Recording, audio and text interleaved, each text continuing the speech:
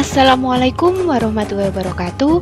Selamat pagi anak-anak, salam sejahtera untuk kita semua. Apa kabar kalian di pagi hari ini? Semoga sehat semuanya ya. Tetap semangat meskipun setelah liburan. Di pertemuan kita pagi hari ini, kita sudah masuk pertemuan yang ke-7. Di pertemuan ke-7 masih melanjutkan bab 3, yaitu masuknya Hindu-Buddha dan pengaruhnya terhadap kehidupan masyarakat Indonesia. Jadi, kompetensi dasar yang masih dibahas sama, yaitu menganalisis berbagai teori tentang proses masuknya agama dan kebudayaan Hindu-Buddha serta pengaruhnya terhadap kehidupan masyarakat Indonesia. Tujuan pembelajarannya menguraikan bentuk-bentuk akulturasi budaya pada zaman kerajaan Hindu-Buddha. Nah, seperti biasa, supaya rangkuman kalian lebih menarik dan lebih bisa dipahami, silakan membuat mind mapping atau peta konsep yang sebelumnya pernah kalian buat di pertemuan yang ke-5. Sekarang kita masuk ke materi hari ini. Subjudul Akulturasi Kebudayaan Bangsa Indonesia dengan Kebudayaan Hindu-Buddha. Sekarang kita pahami dulu, apa itu akulturasi? Mungkin di antara kalian pernah mendengar apa itu akulturasi? Akulturasi yaitu suatu proses percampuran antara unsur-unsur kebudayaan yang satu dengan kebudayaan yang lain, sehingga membentuk sebuah kebudayaan baru. Namun, kebudayaan baru yang dihasilkan tidak menghilangkan kebudayaan aslinya atau kepribadian atau ciri khas dari kebudayaan asli tersebut. Lalu, kira-kira apa saja contoh dari akulturasi kebudayaan Hindu-Buddha dengan kebudayaan Indonesia asli ketika kebudayaan Hindu-Buddha masuk ke Indonesia? Ada 5 yang akan kita bahas di pertemuan kita kali ini. Pertama, yaitu akulturasi pada seni bangunan. Mungkin di antara kalian ada yang pernah berkunjung ke candi.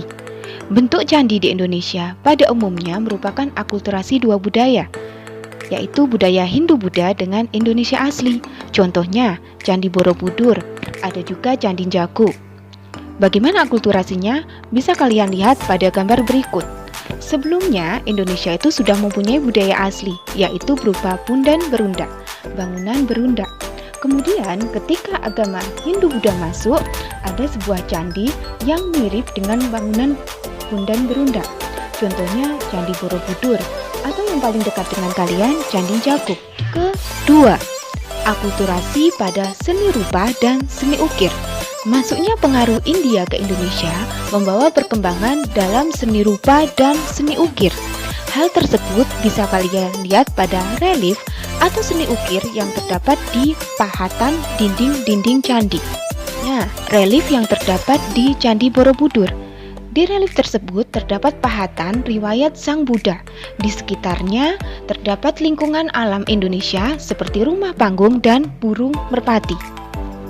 Ketiga, akulturasi pada seni sastra dan aksara. Pengaruh India membawa perkembangan pula pada seni sastra yang ada di Indonesia. Beberapa bentuk karya sastra India yang terkenal di Indonesia, ada Mahabharata, ada juga Ramayana.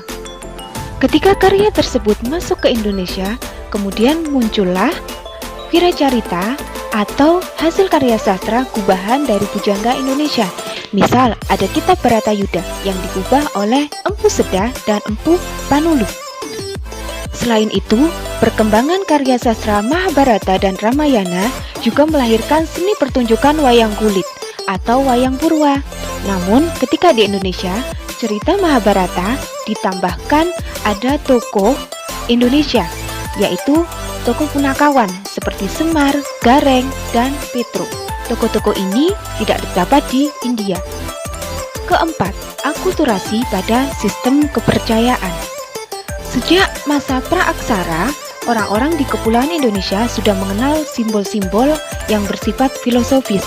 Jadi, mereka mempunyai beberapa kepercayaan, seperti animisme, percaya pada roh nenek moyang. Dinamisme, percaya pada benda yang dianggap memiliki keramat. Totemisme, percaya kepada hewan yang memiliki kekuatan lebih. Bahkan masyarakat Indonesia sudah percaya adanya kehidupan setelah mati. Setelah masuknya pengaruh India atau kepercayaan Hindu-Buddha ke Indonesia, kepercayaan tersebut tidak punah. Misalnya, bisa kita lihat dalam fungsi candi. Fungsi candi atau kuil di India hanya sebagai tempat pemujaan. Namun, ketika di Indonesia, fungsi candi selain sebagai tempat pemujaan juga sebagai makam seorang raja. Hal ini bisa kalian lihat pada Candi Singosari. Candi Singosari merupakan pendarmaan dari seorang raja, yaitu Raja Kertanegara, raja terakhir dari kerajaan Singhasari. Jadi, disebut juga menyimpan abu jenazah dari raja yang telah meninggal tersebut. 5. Akulturasi pada sistem pemerintahan. Masuknya pengaruh India, di Indonesia sudah mengenal sistem pemerintahan secara sederhana atau dikenal dengan sistem primus inter pares yang dipimpin oleh seorang kepala suku dalam sebuah desa atau daerah tertentu. Setelah pengaruh India masuk ke Indonesia, para pemimpin tadi diubah menjadi seorang raja dari sebuah kerajaan. Tersebut misalnya terjadi di Kutai, yang awalnya Kudung sebagai kepala suku, kemudian dia diangkat sebagai seorang Raja Kutai. Nah, itu tadi materi kita untuk pertemuan kali ini. Untuk memperdalam bab 3, silakan mengerjakan latihan soal KD 3.3 yang terdapat pada bagian A dan bagian B. Bagian A berupa teka-teki silang atau TTS.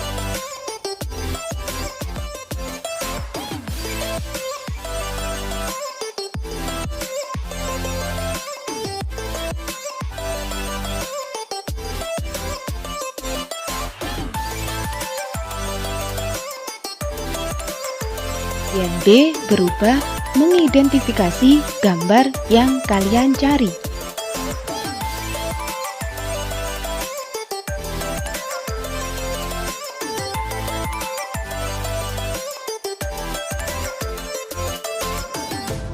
Jadi, tugas kalian di pertemuan ke-7 kali ini yaitu merangkum dan mengerjakan latihan soal KD 3.3. Jangan lupa belajar. Selalu jaga kesehatan. Wassalamualaikum warahmatullahi wabarakatuh.